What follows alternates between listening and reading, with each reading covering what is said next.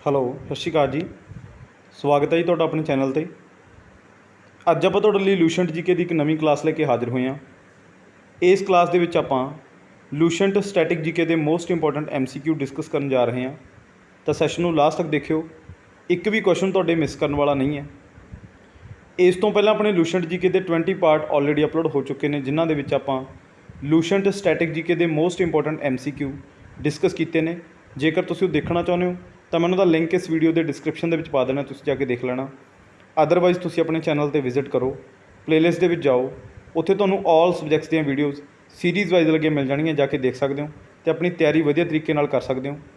ਜੇਕਰ ਤੁਸੀਂ ਚਾਹੁੰਦੇ ਹੋ ਕਿ ਮੇਰੀਆਂ ਵੀਡੀਓਜ਼ ਤੁਹਾਡੇ ਤੱਕ ਪਹੁੰਚਦੇ ਰਹਿਣ ਤਾਂ ਚੈਨਲ ਨੂੰ ਸਬਸਕ੍ਰਾਈਬ ਕਰ ਲਿਓ, ਬੈਲ ਆਈਕਨ 'ਤੇ ਪ੍ਰੈਸ ਕਰ ਲਿਓ, ਤਾਂ ਕਿ ਆਉਣ ਵਾਲੀਆਂ ਵੀਡੀਓਜ਼ ਦੇ ਨੋਟੀਫਿਕੇਸ਼ਨ ਤੁਹਾਡੇ ਤੱਕ ਪਹੁੰਚਦੇ ਰਹਿਣ ਅਤੇ ਤੁਹਾਡੀ ਤਿਆਰੀ ਵਧੀਆ ਤਰੀਕੇ ਨਾਲ ਚੱਲਦੀ ਰਹੇ। ਅੱਜ ਦਾ ਜੋ ਆਪਣਾ ਸੈਸ਼ਨ ਹੈ, ਇਸ ਸੈਸ਼ਨ ਦੇ ਵਿੱਚ ਆਪਾਂ ਲੂਸੈਂਟ ਸਟੈਟਿਕ ਜੀਕੇ ਦੇ ਮੋਸਟ ਇੰਪੋਰਟੈਂਟ MCQ ਡਿਸਕਸ ਕਰਨ ਜਾ ਰਹੇ ਹਾਂ। ਤਾਂ ਐਂਡ ਤੱਕ ਜ਼ਰੂਰ ਦੇਖਿਓ ਸੈਸ਼ਨ ਨੂੰ, ਕਿਉਂਕਿ ਇਹਨਾਂ ਦੇ ਵਿੱਚੋਂ ਕੋਈ ਵੀ ਕੁਐਸਚਨ ਤੁਹਾਨੂੰ ਡਾਇਰੈਕਟ ਪੇਪਰ ਦੇ ਵਿੱਚ ਦੇਖਣ ਨੂੰ ਮਿਲ ਸਕਦਾ ਹੈ। ਤਾਂ ਸਟਾਰਟ ਕਰਦੇ ਹਾਂ ਆਪਣਾ ਸੈਸ਼ਨ ਅੱਜ ਦੇ ਪਹਿਲੇ ਕੁਐਸਚਨ ਦੇ ਨਾਲ। ਸਭ ਤੋਂ ਪਹਿਲਾ ਜਿਹੜਾ ਆਪਣਾ ਕੁਐਸਚਨ ਹੈ, ਵਟ ਵਾਜ਼ ਦੀ flag symbol of the revolt of 1857। ਜਿਹੜਾ ਆਪਣਾ 1857 ਈਸਵੀ ਦਾ ਵਿਦਰੋਹ ਹੋਇਆ ਹੈ, ਉਹਦਾ ਤੁਹਾਨੂੰ ਫਲੈਗ ਦਾ ਸਿੰਬਲ ਪੁੱਛ ਸਕਦੇ ਨੇ। ਮੋਸਟ ਇੰਪੋਰਟੈਂਟ ਹੈ, ਠੀਕ ਹੈ ਜੀ। ਬਹੁਤ ਰੇਅਰ ਅਤੇ ਬਹੁਤ ਮੋਡਰੇਟ ਕੁਐਸਚਨ ਹੈ ਇਹ, ਜਿਹੜਾ ਕਿ ਤੁਹਾਨੂੰ ਕਿਸੇ ਵੀ ਐਗਜ਼ਾਮ ਦੇ ਵਿੱਚ ਪੁੱਛਿਆ ਜਾ ਸਕਦਾ ਹੈ, ਠੀਕ ਹੈ ਜੀ। ਤਾਂ ਉਹਨਾਂ ਨੇ ਇੱਕ ਫਲੈਗ ਜਾਰੀ ਕੀਤਾ ਸੀ 1857 ਈਸਵੀ ਦਾ, ਜਿਸ ਟਾਈਮ 'ਤੇ ਵਿਦਰੋਹ ਹੋਇਆ, ਠੀਕ ਹੈ ਜੀ। ਇਹਨੂੰ ਫਸਟ ਵਾਰ ਆਫ ਇੰਡੀਪੈਂਡੈਂਸ ਵੀ ਕਿਹਾ ਜਾਂਦਾ, ਆਜ਼ਾਦੀ ਦੀ ਪਹਿਲੀ ਲੜਾਈ। ਕਿਹਨੇ ਕਿਹਾ? ਉਹ ਕਿਹਾ ਆਪਣੇ VD ਸਾਵਰਕਰ ਨੇ, ਠੀਕ ਹੈ ਜੀ। ਇਹ ਯਾਦ ਰੱਖਿਓ, ਬਹੁਤ ਵਾਰ ਪੁੱਛਿਆ ਜਾਂਦਾ ਹੈ ਕਿ ਉਹ ਕੌਣ ਹੈ ਕਿ ਜਿਹਨੇ ਇਹਨਾਂ ਨੂੰ ਫਸਟ ਵਾਰ ਆਫ ਇੰਡੀਪੈਂਡੈਂਸ ਕਿਹਾ। ਤਾਂ VD ਸਾਵਰਕਰ, ਠੀਕ ਹੈ ਜੀ। ਵਿਨਾਇਕ ਦਾਮੋਦਰ ਸਾਵਰਕਰ, ਇਹ ਬੰਦੇ ਨੇ 1857 ਈਸਵੀ ਦੇ ਵਿਦਰੋਹ ਨੂੰ ਫਸਟ ਵਾਰ ਆਫ ਇੰਡੀਪੈਂਡੈਂਸ ਕਿਹਾ, ਠੀਕ ਹੈ ਜੀ। ਇੱਕ ਮਤਲਬ ਇੱਕ ਇਹੋ ਜਿਹਾ ਬੰਦਾ ਵੀ ਸੀ ਜਿਹਨੇ 1857 ਈਸਵੀ ਦੇ ਵਿਦਰੋਹ ਨੂੰ ਇਹ ਕਿਹਾ ਕਿ ਇਹ ਨਾ ਹੀ ਤਾਂ ਫਸਟ ਵਾਰ ਆਫ ਇੰਡੀਪੈਂਡੈਂਸ ਸੀ, ਨਾ ਹੀ ਇਹ ਨੈਸ਼ਨਲ ਸੀ। ਮਤਲਬ ਉਹ ਬੰਦਾ ਇਸ ਵਿਦਰੋਹ ਨੂੰ ਕੁਛ ਵੀ ਨਹੀਂ ਮੰਨਦਾ। ਤਾਂ ਉਸ ਬੰਦੇ ਦਾ ਕੀ ਨਾਮ ਹੈ? ਉਸ ਬੰਦੇ ਦਾ ਨਾਮ ਹੈ RC ਮਜ਼ੂਮਦਾਰ। ਇਹ ਵੀ ਬਹੁਤ ਵਾਰ ਪੁੱਛਿਆ ਗਿਆ, ਠੀਕ ਹੈ ਜੀ। ਤਾਂ RC ਮਜ਼ੂਮਦਾਰ, ਤਾਂ ਇਹਦਾ ਇਹ ਮੰਨਣਾ ਹੈ ਕਿ ਇਹ ਨਾ ਤਾਂ ਫਸਟ ਵਾਰ ਆਫ ਇੰਡੀਪੈਂਡੈਂਸ ਹੈ ਅਤੇ ਨਾ ਹੀ ਇਹ ਨੈਸ਼ਨਲ ਵਾਰ ਹੈ, ਇਹ ਸਿਰਫ ਆਪਣੇ ਮਤਲਬ ਦੇ ਲਈ ਲੜੀ ਹੋਈ ਲੜਾਈ ਸੀ। ਤਾਂ ਇਹ RC ਮਜ਼ੂਮਦਾਰ ਦਾ ਮੰਨਣਾ ਹੈ।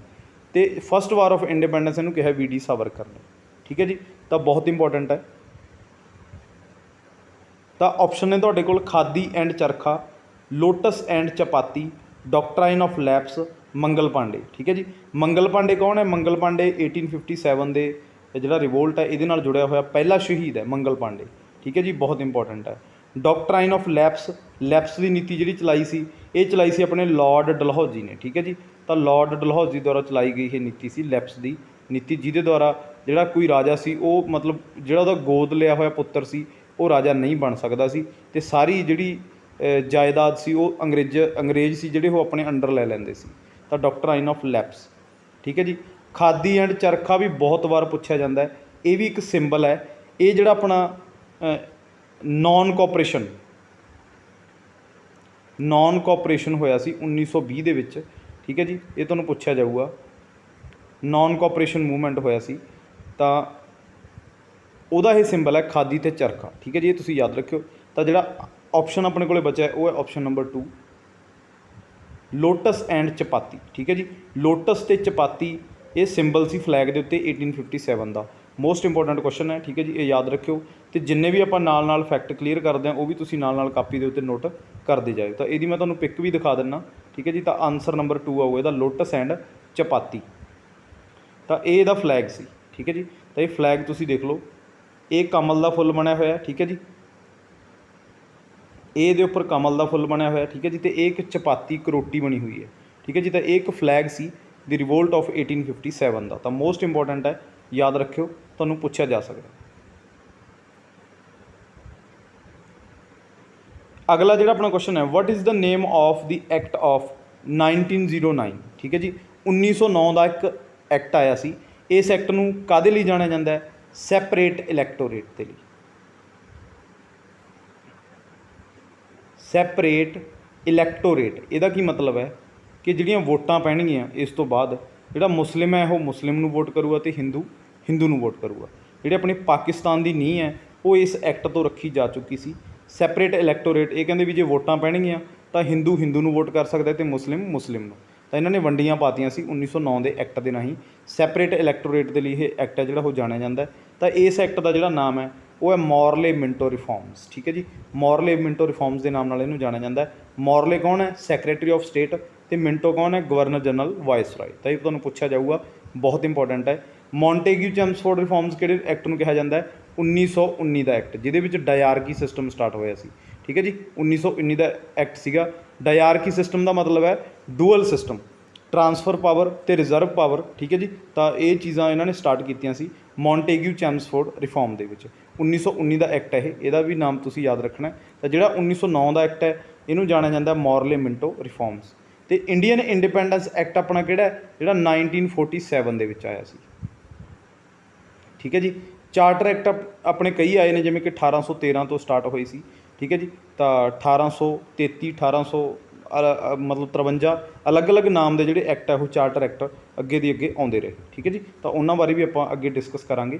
ਤਾਂ ਇਹਦਾ ਜਿਹੜਾ ਨਾਮ ਸੀ ਉਹ ਸੀ ਮੋਰਲੇ ਮਿੰਟੋ ਰਿਫਾਰਮਸ। ਆਨਸਰ ਨੰਬਰ 2 ਆਊਗਾ ਇਹਦਾ। Who says the revolt of 1857 is the first war of independence?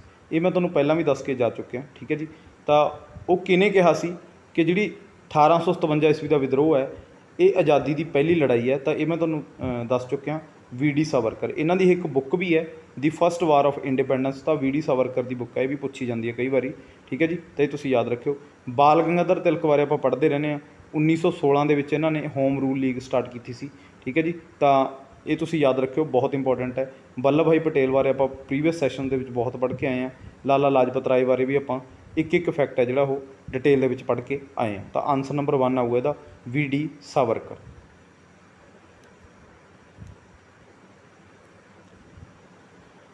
Where is the first meeting of Indian national Congress held? ਠੀਕ ਹੈ ਜੀ, ਤਾਂ ਇੰਡੀਅਨ ਨੈਸ਼ਨਲ ਕਾਂਗਰਸ ਤੁਹਾਨੂੰ ਪਤਾ ਕਿ ਕਦੋਂ ਬਣੀ ਸੀ? 1885 ਦੇ ਵਿੱਚ। ਠੀਕ ਹੈ ਜੀ, ਤਾਂ ਕਿਹਨੇ ਬਣਾਈ ਸੀ? ਫਾਊਂਡਰ ਕੌਣ ਨੇ ਇਹਦੇ? A.O. ਹਿਊਮ। ਠੀਕ ਹੈ ਜੀ, A.O. ਹਿਊਮ, ਐਲਨ ਓਕਟੇਵੀਅਨ ਹਿਊਮ ਇਹਨਾਂ ਦਾ ਪੂਰਾ ਨਾਮ ਹੈ। ਠੀਕ ਹੈ ਜੀ, ਤਾਂ A.O. ਹਿਊਮ, ਇਹ ਤੁਸੀਂ ਯਾਦ ਰੱਖਿਓ, ਇਹ ਇੱਕ ਅੰਗਰੇਜ਼ ਬੰਦਾ ਸੀ, ਇਹਨੇ ਬਣਾਈ ਸੀ। ਅਤੇ ਇੱਕ ਕਈ ਵਾਰੀ ਤੁਹਾਨੂੰ ਇਹ ਪੁੱਛ ਲੈਂਦੇ ਨੇ ਕਿ ਜਦੋਂ ਕਾਂਗਰਸ ਬਣੀ ਹੈ ਉਸ ਟਾਈਮ 'ਤੇ ਆਪਣਾ ਗਵਰਨਰ ਜਨਰਲ ਕੌਣ ਸੀ ਇੰਡੀਆ ਦਾ? ਤਾਂ ਉਹ ਬੰਦੇ ਦਾ ਨਾਮ ਸੀ ਲਾਰਡ ਡਫਰਿਨ। ਠੀਕ ਹੈ, ਜਿਹਨੂੰ ਡਫਰ ਵੀ ਕਿਹਾ ਜਾਂਦਾ ਕਿਉਂਕਿ ਇਹਨੇ ਕਾਂਗਰਸ ਨੂੰ ਬਣਨ ਦਿੱਤਾ ਆਪਣੇ ਟਾਈਮ ਦੇ ਉੱਤੇ। ਤਾਂ ਲਾਰਡ ਡਫਰਿਨ ਹੈ, ਇਹ ਯਾਦ ਰੱਖਿਓ, ਬਹੁਤ ਇੰਪੋਰਟੈਂਟ ਹੈ। ਠੀਕ ਹੈ ਜੀ, ਤਾਂ ਲਾਰਡ ਡਫਰਿਨ ਉਸ ਟਾਈਮ 'ਤੇ ਗਵਰਨਰ ਜਨਰਲ ਵਾਇਸਰਾਏ ਸੀ। ਤਾਂ ਜਿਹੜੀ ਦੀ ਪਹਿਲੀ ਮੀਟਿੰਗ ਹੋਈ ਸੀ ਉਹ ਬੰਬੇ ਦੇ ਵਿੱਚ ਹੋਈ ਸੀ 1885 ਦੇ ਵਿੱਚ। ਠੀਕ ਹੈ ਜੀ, ਤਾਂ ਪਹਿਲੀ ਮੀਟਿੰਗ ਦੇ ਜਿਹੜੇ ਪ੍ਰੈਜ਼ੀਡੈਂਟ ਸੀ ਉਹ ਕੌਣ ਸੀਗੇ? WC ਬੈਨਰਜੀ। ਠੀਕ ਹੈ ਜੀ, ਤਾਂ WC ਬੈਨਰਜੀ ਜਿਹੜੇ ਸੀਗੇ ਉਹ ਇਹਦੇ ਪ੍ਰੈਜ਼ੀਡੈਂਟ ਸੀ, ਇਹ ਯਾਦ ਰੱਖਿਓ, ਬਹੁਤ ਇੰਪੋਰਟੈਂਟ ਹੈ। ਠੀਕ ਹੈ ਜੀ, ਤਾਂ ਬੰਬੇ ਦੇ ਵਿੱਚ ਇਹਦੀ ਪਹਿਲੀ ਫਸਟ ਜਿਹੜੀ ਮੀਟਿੰਗ ਹੋਈ ਸੀ। ਅੱਗੇ ਜਿਹੜੀ ਮੀਟਿੰਗ ਹੋਈ ਸੀ ਦੂਸਰੀ 1886 ਦੇ ਵਿੱਚ ਕਲਕੱਤਾ ਦੇ ਵਿੱਚ ਹੋਈ ਸੀ। ਇਸ ਤੋਂ ਬਾਅਦ ਮਦਰਾਸ ਦੇ ਵਿੱਚ, ਅਤੇ ਲਾਸਟ ਮੀਟਿੰਗ ਹੋਈ ਸੀ ਇਹਦੀ ਇਲਾਹਾਬਾਦ ਦੇ ਵਿੱਚ। ਠੀਕ ਹੈ ਜੀ, ਤਾਂ ਇਹ ਯਾਦ ਰੱਖਿਓ, ਬਹੁਤ ਇੰਪੋਰਟੈਂਟ ਹੈ। ਤਾਂ ਆਨਸਰ ਨੰਬਰ 1 ਆਊ ਇਹਦਾ, ਬੰਬੇ ਦੇ ਵਿੱਚ ਹੋਈ ਸੀ। ਕਦੋਂ ਹੋਈ ਸੀ? 1885 ਦੇ ਵਿੱਚ। 72 ਡੈਲੀਗੇਟਸ ਨੇ ਇਹਦੇ ਵਿੱਚ ਭਾਗ ਲਿਆ ਸੀ। ਇਹ ਬਹੁਤ ਵਾਰ ਪੁੱਛਿਆ ਜਾਂਦਾ ਕਿ ਕਿੰਨੇ ਬੰਦਿਆਂ ਨੇ ਇਹਦੇ ਵਿੱਚ ਭਾਗ ਲਿਆ ਸੀ? 72 ਡੈਲੀਗੇਟਸ ਨੇ ਭਾਗ ਲਿਆ ਸੀ। ਅਤੇ ਇੱਕ ਤੁਹਾਨੂੰ ਜੇ ਜ਼ਿਆਦਾ ਡਿਟੇਲ ਦੇ ਵਿੱਚ ਪੁੱਛਣਗੇ ਕਿ ਜਗ੍ਹਾ ਦੱਸੋ ਕਿਹੜੀ ਸੀ ਕਿ ਜਿੱਥੇ ਇਹਦੀ ਮੀਟਿੰਗ ਹੋਈ ਸੀ, ਤਾਂ ਉਹ ਕਾਲਜ ਦਾ ਨਾਮ ਯਾਦ ਰੱਖਿਓ, ਗੋਕੁਲਦਾਸ ਤੇਜਪਾਲ ਕਾਲਜ ਦੇ ਵਿੱਚ ਹੋਈ ਸੀ। ਠੀਕ ਹੈ ਜੀ, ਬਹੁਤ ਇੰਪੋਰਟੈਂਟ ਹੈ।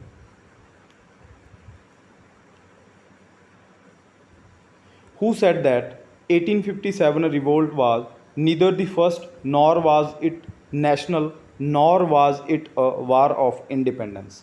ਠੀਕ ਹੈ ਜੀ, ਤਾਂ ਇਹ ਸ਼ਬਦ ਕਿਸਨੇ ਕਹੇ ਸੀ ਕਿ ਜਿਹੜਾ 1857 ਈਸਵੀ ਦਾ ਵਿਦਰੋਹ ਹੈ, ਨਾ ਤਾਂ ਉਹ ਕੋਈ ਪਹਿਲੀ ਵਾਰ ਸੀ ਅਤੇ ਨਾ ਹੀ ਉਹ ਨੈਸ਼ਨਲ ਸੀ ਅਤੇ ਨਾ ਹੀ ਉਹ ਕੋਈ ਆਜ਼ਾਦੀ ਦੀ ਜੰਗ ਸੀ। ਤਾਂ ਇਹ ਮੈਂ ਤੁਹਾਨੂੰ ਪਹਿਲਾਂ ਵੀ ਦੱਸ ਕੇ ਆਇਆ। ਇਹ ਬੰਦੇ ਦਾ ਨਾਮ ਹੈ R.C. ਮਜ਼ੂਮਦਾਰ। ਠੀਕ ਹੈ ਜੀ, R.C. ਮਜ਼ੂਮਦਾਰ ਨੇ ਕਿਹਾ, ਅਤੇ ਫਸਟ ਵਾਰ ਆਫ ਇੰਡੀਪੈਂਡੈਂਸ ਕਿਹਾ VD ਸਾਵਰਕਰ ਨੇ। ਠੀਕ ਹੈ ਜੀ, ਰਾਣੀ ਲਕਸ਼ਮੀ ਬਾਈ ਜਿਹੜੇ ਕਿ ਝਾਂਸੀ ਤੋਂ ਲੜੇ ਸੀ। ਠੀਕ ਹੈ ਜੀ, ਡਾਕਟਰਾਈਨ ਆਫ ਲੈਪਸ ਦੇ ਕਰਕੇ 1857 ਦੇ ਵਿੱਚ। ਠੀਕ ਹੈ ਜੀ, ਤਾਂ ਇਹ ਵੀ ਤੁਸੀਂ ਯਾਦ ਰੱਖਣਾ, ਬਹੁਤ ਇੰਪੋਰਟੈਂਟ ਹੈ। ਤਾਂ ਇਹਦਾ ਆਨਸਰ ਆਊ ਆਨਸਰ ਨੰਬਰ 2, R.C. ਮਜ਼ੂਮਦਾਰ।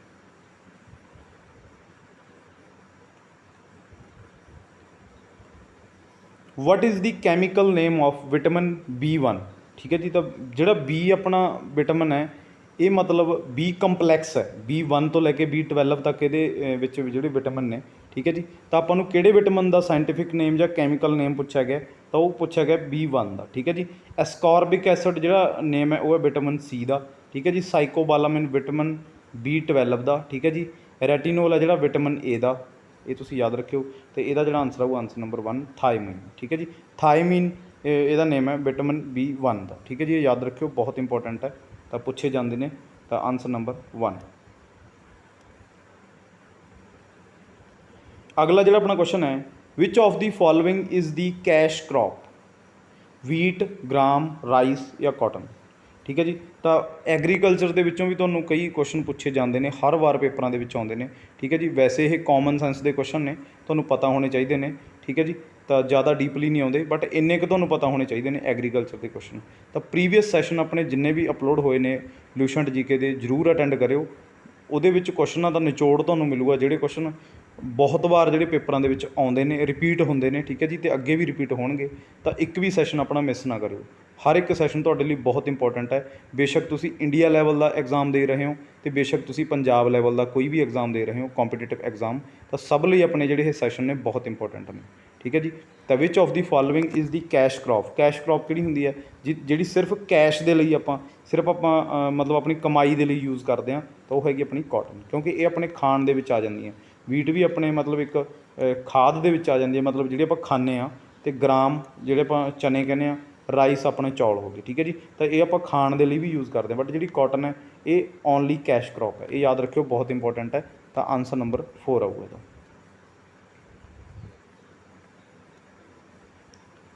ਅਗਲਾ ਜਿਹੜਾ ਆਪਣਾ ਕੁਐਸਚਨ ਹੈ, which of the following is called the heart of computer. ਇਹ ਕੁਐਸਚਨ ਬਹੁਤ ਵਾਰ ਆਇਆ ਹੋਇਆ ਅਤੇ ਬਹੁਤ ਕਨਫਿਊਜ਼ਿੰਗ ਕੁਐਸਚਨ ਹੈ। ਠੀਕ ਹੈ ਜੀ। ਤਾਂ input output, control unit, monitor ਜਾਂ ਹਾਰਡ ਡਿਸਕ। ਕੰਪਿਊਟਰ ਦਾ ਦਿਲ ਕਿਸ ਨੂੰ ਕਿਹਾ ਜਾਂਦਾ ਹੈ? ਠੀਕ ਹੈ ਜੀ। ਬਹੁਤ ਵਾਰ ਇਹ ਕੁਐਸਚਨ ਆਇਆ ਹੋਇਆ। ਇਨਪੁਟ ਆਊਟਪੁੱਟ ਇਹ ਡਿਵਾਈਸਿਸ ਹੁੰਦੀਆਂ ਨੇ। ਠੀਕ ਹੈ ਜੀ। ਜਿਵੇਂ ਕਿ ਜਿਹਦੇ ਰਾਹੀਂ ਆਪਾਂ ਇਨਪੁੱਟ ਦਿੰਦੇ ਹਾਂ। ਠੀਕ ਹੈ। ਜਿਵੇਂ ਮਾਊਸ, ਕੀਬੋਰਡ। ਠੀਕ ਹੈ ਜੀ। ਅਤੇ ਆਊਟਪੁੱਟ ਜਿਹਦੇ ਰਾਹੀਂ ਆਪਾਂ ਨੂੰ ਕੰਪਿਊਟਰ ਰਿਜ਼ਲਟ ਦਿੰਦਾ ਹੈ। ਠੀਕ ਹੈ ਜੀ। ਜਿਵੇਂ ਕਿ ਪ੍ਰਿੰਟਰ ਹੋ ਗਿਆ, ਹਾਰਡ ਕਾਪੀ ਆਪਾਂ ਜਿਹਦੇ ਵਿੱਚੋਂ ਕੱਢਦੇ ਹਾਂ। ਸੌਫਟ ਕਾਪੀ ਅਤੇ ਹਾਰਡ ਕਾਪੀ ਬਾਰੇ ਵੀ ਤੁਹਾਨੂੰ ਨੌਲੇਜ ਹੋਣੀ ਚਾਹੀਦੀ ਹੈ। ਸੌਫਟ ਕਾਪੀ ਜਿਹੜੀ ਆਪਾਂ ਸਕਰੀਨ ਦੇ ਉੱਤੇ ਦੇਖਦੇ ਹਾਂ, ਹਾਰਡ ਕਾਪੀ ਜਿਹੜੀ ਆਪਾਂ ਪ੍ਰਿੰਟ ਕਢਵਾ ਕੇ ਆਪਣੇ ਹੱਥ ਦੇ ਵਿੱਚ ਹੁੰਦੀ, ਉਹਨੂੰ ਹਾਰਡ ਕਾਪੀ ਕਹਿੰਦੇ ਨੇ। ਠੀਕ ਹੈ ਜੀ। ਤਾਂ ਇਹਦਾ ਜਿਹੜਾ ਆਨਸਰ ਆਊ ਆਨਸਰ ਨੰਬਰ 2 ਆਊ ਕੰਟਰੋਲ ਯੂਨਿਟ। ਠੀਕ ਹੈ। ਜਿਹਨੂੰ CPU ਵੀ ਕਹਿੰਦੇ ਨੇ, ਸ਼ਾਰਟ ਫਾਰਮ ਦੇ ਵਿੱਚ ਇਹਨੂੰ CPU ਕਹਿੰਦੇ ਨੇ, ਕੰਟਰੋਲ ਯੂਨਿਟ। ਇਹ ਕਿੱਥੇ ਹੁੰਦਾ? ਇਹ ਆਪਣੇ CPU ਦੇ ਵਿੱਚ ਹੁੰਦਾ। ਠੀਕ ਹੈ ਜੀ। CPU ਦਾ ਪਾਰਟ ਹੈ ਇਹ। ਕਈ ਵਾਰੀ CU ਨਾ ਦੇ ਕੇ ਉਹ CPU ਵੀ ਤੁਹਾਨੂੰ ਸੈਂਟਰਲ ਪ੍ਰੋਸੈਸਿੰਗ ਯੂਨਿਟ, ਜਿਹਦੀ ਫੁੱਲ ਫਾਰਮ ਹੈ, ਇਹ ਵੀ ਤੁਹਾਨੂੰ ਆਪਸ਼ਨ ਦੇ ਵਿੱਚ ਦੇ ਸਕਦਾ, ਕਿਉਂਕਿ ਕੰਟਰੋਲ ਯੂਨਿਟ ਕਿਹਦਾ ਪਾਰਟ ਹੈ? CPU ਦਾ। ਤਾਂ ਕਰਕੇ CPU ਵੀ ਦਾ ਆਨਸਰ ਆ ਸਕਦਾ, ਅਤੇ ਕੰਟਰੋਲ ਯੂਨਿਟ ਦਾ ਇਹਦਾ ਆਨਸਰ ਜਿਹੜਾ ਕਰੈਕਟ ਹੈ ਉਹ ਹੈਗਾ ਹੀ ਹੈ। ਠੀਕ ਹੈ ਜੀ। ਤਾਂ ਕੰਟਰੋਲ ਯੂਨਿਟ ਦਾ ਆਨਸਰ ਆਊ ਆਨਸਰ ਨੰਬਰ 2 ਆਊਗਾ। ਅਗਲਾ ਜਿਹੜਾ ਆਪਣਾ ਕੁਐਸਚਨ ਹੈ, who is the supreme commander of armed forces. ਜਿੰਨੀਆਂ ਵੀ ਆਪਣੀਆਂ ਆਰਮਡ ਫੋਰਸਿਸ ਨੇ, ਠੀਕ ਹੈ ਜੀ, ਬੇਸ਼ੱਕ ਉਹ ਆਰਮੀ ਹੋਵੇ, ਨੇਵੀ ਹੋਵੇ ਜਾਂ ਏਅਰ ਫੋਰਸ ਹੋਵੇ, ਤਾਂ ਉਹਨਾਂ ਦਾ ਸੁਪਰੀਮ ਕਮਾਂਡਰ ਕੌਣ ਹੁੰਦਾ? ਇਹ ਤਾਂ ਵੈਸੇ ਈਜ਼ੀ ਕੁਐਸਚਨ ਹੈ, ਸਭ ਨੂੰ ਪਤਾ ਹੀ ਹੋਣਾ। ਠੀਕ ਹੈ ਜੀ। ਜਿਹੜੇ ਆਪਣੀਆਂ ਲਗਾਤਾਰ ਕਲਾਸਿਸ ਲਗਾ ਰਹੇ ਨੇ, ਠੀਕ ਹੈ ਜੀ, ਤਾਂ ਜਿਨ੍ਹਾਂ ਨੇ ਪ੍ਰੈਜ਼ੀਡੈਂਟ ਬਾਰੇ ਪੂਰੇ ਨਿਚੋੜ ਕੱਢਿਆ ਹੋਇਆ, ਪੂਰੇ ਡਿਟੇਲ ਦੇ ਵਿੱਚ ਕੀਤਾ ਹੋਇਆ, ਤਾਂ ਉਹ ਤਾਂ ਇਸ ਕੁਐਸਚਨ ਦੇ ਵਿੱਚ ਕਦੇ ਵੀ ਕਨਫਿਊਜ਼ ਨਹੀਂ ਹੋਣਗੇ। ਠੀਕ ਹੈ ਜੀ। ਤਾਂ ਪ੍ਰੈਜ਼ੀਡੈਂਟ ਇਹਦਾ ਆਨਸਰ ਆਊਗਾ ਆਨਸਰ ਨੰਬਰ 3 ਪ੍ਰੈਜ਼ੀਡੈਂਟ ਹੁੰਦਾ, ਕਿਉਂਕਿ ਸਾਰੇ ਜਿੰਨੇ ਵੀ ਆਪਣਾ ਆਰਮਡ ਸਟਾਫ ਹੈ ਉਹ ਸਾਰੇ ਦੀ ਮਤਲਬ ਜਿਹੜੀ ਵਾਗਡੋਰ ਹੈ ਉਹ ਆਪਣੇ ਪ੍ਰੈਜ਼ੀਡੈਂਟ ਦੇ ਹੱਥ ਦੇ ਵਿੱਚ ਹੁੰਦੀ ਹੈ। ਠੀਕ ਹੈ ਜੀ। ਤਾਂ major general, admiral, prime minister, ਇਹ ਤੁਹਾਨੂੰ ਕਨਫਿਊਜ਼ ਕਰਨ ਦੇ ਲਈ ਆਪਸ਼ਨ ਦੇ ਵਿੱਚ ਪਾਉਣਗੇ। ਤਾਂ ਆਨਸਰ ਨੰਬਰ ਇਹਦਾ ਆਊਗਾ ਆਨਸਰ ਨੰਬਰ 3 ਪ੍ਰੈਜ਼ੀਡੈਂਟ। ਅਗਲਾ ਜਿਹੜਾ ਆਪਣਾ ਕੁਐਸਚਨ ਹੈ, which is the second highest post of India. ਇਹੋ ਜਿਹੇ ਕੁਐਸਚਨ ਤੁਹਾਨੂੰ ਪੁੱਛੇ ਜਾ ਸਕਦੇ ਨੇ। ਠੀਕ ਹੈ ਜੀ। ਕਿ ਸਭ ਤੋਂ ਜਿਹੜੀ ਦੂਜੇ ਨੰਬਰ ਦੀ ਹਾਈਐਸਟ ਪੋਸਟ ਇਹਨਾਂ ਨੇ ਪੁੱਛਿਆ। ਠੀਕ ਹੈ ਜੀ। ਪਹਿਲੇ ਨੰਬਰ ਦੀ ਤੁਹਾਨੂੰ ਪਤਾ ਹੋਣਾ ਚਾਹੀਦਾ ਕਿਹੜੀ ਹੈ? ਪ੍ਰੈਜ਼ੀਡੈਂਟ। ਠੀਕ ਹੈ ਜੀ। ਪ੍ਰੈਜ਼ੀਡੈਂਟ ਆਪਣੀ ਇੰਡੀਆ ਦੀ ਪਹਿਲੇ ਨੰਬਰ ਦੀ ਸਭ ਤੋਂ ਹਾਈਐਸਟ ਪੋਸਟ ਮੰਨੀ ਗਈ ਹੈ, ਇਹ ਤੁਸੀਂ ਯਾਦ ਰੱਖਿਓ। ਠੀਕ ਹੈ ਜੀ। ਤਾਂ ਜਿਹੜਾ ਇਹਦਾ ਆਨਸਰ ਆਊ ਇਹ ਆਊਗਾ ਵਾਈਸ ਪ੍ਰੈਜ਼ੀਡੈਂਟ। ਠੀਕ ਹੈ ਜੀ। ਵਾਈਸ ਪ੍ਰੈਜ਼ੀਡੈਂਟ ਹੈ ਜਿਹੜੀ ਉਹ ਸੈਕਿੰਡ ਹਾਈਐਸਟ ਪੋਸਟ ਹੈ ਆਪਣੀ ਇੰਡੀਆ ਦੀ, ਇਹ ਯਾਦ ਰੱਖਿਓ, ਪੁੱਛੀ ਜਾਊ ਤੁਹਾਨੂੰ, ਬਹੁਤ ਇੰਪੋਰਟੈਂਟ ਹੈ। ਤਾਂ ਆਨਸਰ ਨੰਬਰ 2 ਆਊਗਾ ਵਾਈਸ ਪ੍ਰੈਜ਼ੀਡੈਂਟ। ਅਗਲਾ ਜਿਹੜਾ ਆਪਣਾ ਕੁਐਸਚਨ ਹੈ, 9th schedule added with which amendment.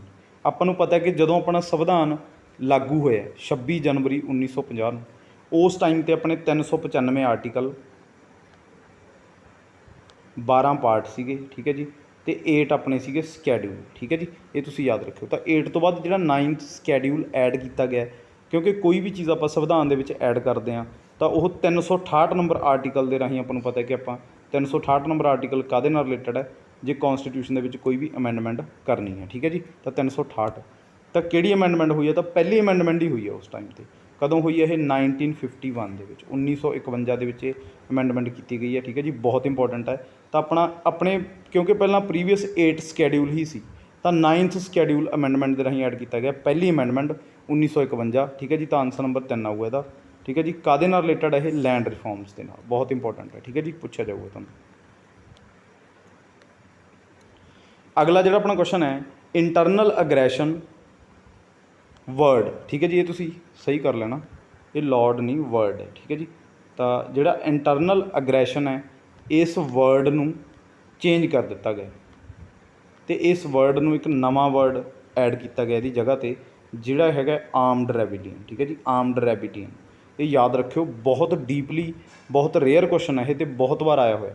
ठीक है जी, जिन्हों ने अमेंडमेंट ये पढ़ी हुई है, तो आर्मड रेबिलियन एक शब्द रखता इंटरनल अग्रैशन की जगह पर। ये काहदे नाल रिलेटेड है, ये अपनी एमरजेंसी दे नाल। ठीक है जी, जदों अपने नैशनल एमरजेंसी लगती है, तो वो जदों अपना किसी कंट्री के नाल, किसी बाहरले देश के नाल अपना मतभेद होंदे ने, अपनी लड़ाई होंदी है, तो लगती है वो। ठीक है जी, तो कई बारी आम इंटरनल अग्रैशन भी हो जाता, अपने इंडिया के भी ये चीज़ वापर जाती है, तो उन्होंने आर्मड रेबिलियन कहा गया। ये शब्द एक नवा ऐड किया गया, ये शब्द किहड़ी अमेंडमेंट के राही ऐड किया गया, पूछा जाऊ तुहानूं, बहुत इंपॉर्टेंट है। तो यदा जो आंसर आऊ, आंसर नंबर 2 आऊगा, 44th अमेंडमेंट। ठीक है जी, कदों हुई सी, 1978 के विच।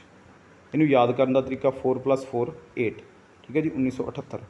तो जी अपनी 42वीं अमेंडमेंट है, ये बहुत इंपॉर्टेंट है, सोशलिस्ट सैक्यूलर इंटीग्रिटी, SSI। ठीक है जी, सोशलिस्ट सैक्यूलर इंटीग्रिटी, प्रैम्बल के विच 3 वर्ड ऐड किए गए सी 42वीं अमेंडमेंट 1976 के विच।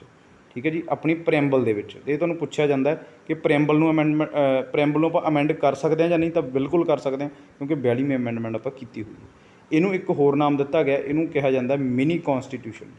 ठीक है जी, ये याद रखियो, बहुत बारी पूछा जाता है किहड़ी अमेंडमेंट नूं, 42वीं अमेंडमेंट। ठीक है जी, तो मिनी कॉन्स्टिट्यूशन नूं कहा जाता है 42वीं अमेंडमेंट नूं। बट ये जो आर्मड रेबिलियन शब्द ऐड किया गया, ये किया गया 44वीं अमेंडमेंट अपनी, जी 1978 के विच हुई है। बहुत इंपॉर्टेंट है, आंसर नंबर 2 आऊगा। 61st जी अमेंडमेंट है, ये राही अपनी जी एज हैगी, पहला अपनी वोट पाने की एज 21 साल होंदी सी, तो इनू घटा के कितनी कर दिता गया, 18 साल। तो ये 61st अमेंडमेंट राही ये चीज़ हुई है, ये याद रखियो। पहली अमेंडमेंट बारे आप प्रीवियस क्वेश्चन के पढ़ के आए हैं। ठीक है जी, तो आंसर नंबर 2 आऊगा। अगला जो अपना क्वेश्चन है, which amendment is related to Panchayati Raj. ठीक है जी, तो यदा जो आंसर आऊ, आंसर नंबर 1 आऊगा। ठीक है जी, 73rd अमेंडमेंट हुई है। ठीक है जी, बहुत इंपॉर्टेंट है, पंचायती राज के नाल संबंधित है। तो जी 74th है, ये अपनी म्यूनीसिपैलिटी के नाल संबंधित है। ठीक है जी, 61st जी अपनी 21 तो 18 साल एज हुई है, तो पहली अमेंडमेंट है जी अपनी, ये 9th ਸਕੈਡਿਊਲ अपना ऐड होया। तो आंसर नंबर 1 आऊगा, पंचायती राज के नाल 73वीं अमेंडमेंट हुई अपनी, बहुत इंपॉर्टेंट है। तो आंसर नंबर 1 आऊगा। अगला जो अपना क्वेश्चन है, what is the retirement age of the जज ऑफ हाई कोर्ट। ये बहुत बार क्वेश्चन आया। ठीक है जी, इत्थे आप कन्फ्यूज़ हो जाते हैं। तो जोड़ा हाई कोर्ट का जज है, उसकी रिटायरमेंट एज कितनी है, तो ये तुसीं याद रखियो, वैसे तुहानूं पता ही होना, 62 साल। ठीक है जी, तो सुप्रीम कोर्ट की हैगी है 65 साल, ये याद रखियो, बहुत इंपॉर्टेंट है। Answer number 1 आऊगा। अज के सैशन का जो अपना लास्ट क्वेश्चन है, who is the guardian of Indian constitution. ठीक है जी, तो जोड़ा रख रखाव करने वाला इंडियन कॉन्स्टिट्यूशन का, अपने भारतीय संविधान का, वो कौन है। फंडामेंटल राइट्स, पार्लीमेंट, लोक सभा या जुडिशरी। तो यदा जो आंसर आऊ, आंसर नंबर 2 आऊगा, जुडिशरी। इत्थे तुहानूं सुप्रीम कोर्ट भी लिखा आ सकता है। ठीक है जी, सुप्रीम कोर्ट फिर यदा आंसर होगा। ठीक है जी, क्योंकि सुप्रीम कोर्ट के कोल ही सारे राइट ने, क्योंकि फंडामेंटल राइट आपां आर्टिकल 32 के तहत सुप्रीम कोर्ट जाने, तो आर्टिकल 226 के तहत आपां हाई कोर्ट जाने। ठीक है जी, तो सुप्रीम कोर्ट भी आ सकता है। जे सुप्रीम कोर्ट ना आया तो तुहानूं वर्ड मिलूगा जुडिशरी। तो जुडिशरी इहदा रख रखाव करता है अपने कॉन्स्टिट्यूशन का। जे तुहानूं क्वेश्चन आवे कि इंटरप्रेट कौन करता है, कि संविधान की व्याख्या कौन करता है, तो वह भी अपनी जुडिशरी करती है, या अपना सुप्रीम कोर्ट करता है। ये याद रखियो, बहुत इंपॉर्टेंट है। तो आंसर नंबर 2 आऊगा। ठीक है जी, तो आंसर नंबर 2। तो अज का जो अपना सैशन है, वह आप इत्थे एंड करते हैं, क्योंकि अपने 15 क्वेश्चन है जोड़े वो पूरे हो गए। तो एक फैक्ट बहुत इंपॉर्टेंट है, सारे क्वेश्चन तुहाडे लई बिल्कुल निचोड़ है ये, क्योंकि कई बार ये क्वेश्चन पूछे गए हैं, तो अगे भी तुहानूं ये क्वेश्चन आउणगे। ठीक है जी, ਤਾਂ ਜੇਕਰ ਵੀਡੀਓ ਤੁਹਾਨੂੰ ਚੰਗੀਆਂ ਲੱਗਦੀਆਂ ਨੇ ਉਹਨੂੰ ਲਾਈਕ ਕਰ ਦਿਆ ਕਰੋ, ਅੱਗੇ ਸ਼ੇਅਰ ਕਰ ਦਿਆ ਕਰੋ ਤਾਂ ਕਿ ਕਿਸੇ ਹੋਰ ਦਾ ਵੀ ਫਾਇਦਾ ਹੋ ਸਕੇ। ਠੀਕ ਹੈ ਜੀ। ਅਤੇ ਕਮੈਂਟ ਸੈਕਸ਼ਨ ਦੇ ਵਿੱਚ ਆਪਣੀ ਰਾਏ ਜ਼ਰੂਰ ਦਿਓ ਕਿ ਤੁਹਾਨੂੰ ਵੀਡੀਓ ਕਿਵੇਂ ਲੱਗੀ। ਤਾਂ ਅੱਗੇ ਵੀ ਆਪਣੇ ਸੈਸ਼ਨ ਜਿਹੜੇ ਉਹ ਬੈਕ ਟੂ ਬੈਕ ਇਸੇ ਤਰ੍ਹਾਂ ਆਉਂਦੇ ਰਹਿਣਗੇ। ਅਤੇ ਕਾਪੀ ਪੈਨ ਆਪਣਾ ਨਾਲ ਰੱਖਿਆ ਕਰੋ ਅਤੇ ਇਹਦੇ ਨੋਟਸ ਜ਼ਰੂਰ ਬਣਾਓ। ਠੀਕ ਹੈ ਜੀ। ਤਾਂ ਅੱਜ ਦੀ ਵੀਡੀਓ ਜੇ ਤੁਹਾਨੂੰ ਚੰਗੀ ਲੱਗਦੀ ਹੈ ਇਹਨੂੰ ਲਾਈਕ ਕਰ ਦਿਓ ਅਤੇ ਨੀਚੇ ਇਹਦੇ ਕਮੈਂਟ ਜ਼ਰੂਰ ਕਰਿਓ ਕਿ ਤਾਂ ਕਿ ਤੁਹਾਨੂੰ ਸਾਨੂੰ ਕੰਮ ਕਰਨ ਦਾ ਹੌਸਲਾ ਮਿਲੇ ਅਤੇ ਤੁਹਾਨੂੰ ਆਪਣੇ ਸ਼ਬਦ ਜਿਹੜੇ ਉਹ ਆਪਣੇ ਵਿਚਾਰ ਰੱਖਣ ਦਾ ਮੌਕਾ ਮਿਲੇ। ਠੀਕ ਹੈ ਜੀ। ਤਾਂ ਅੱਜ ਦੀ ਵੀਡੀਓ ਦਾ ਆਪਾਂ ਇੱਥੇ ਹੀ ਐਂਡ ਕਰਦੇ ਹਾਂ। ਅੱਜ ਦੀ ਵੀਡੀਓ ਦੇਖਣ ਦੇ ਲਈ ਬਹੁਤ ਬਹੁਤ ਧੰਨਵਾਦ।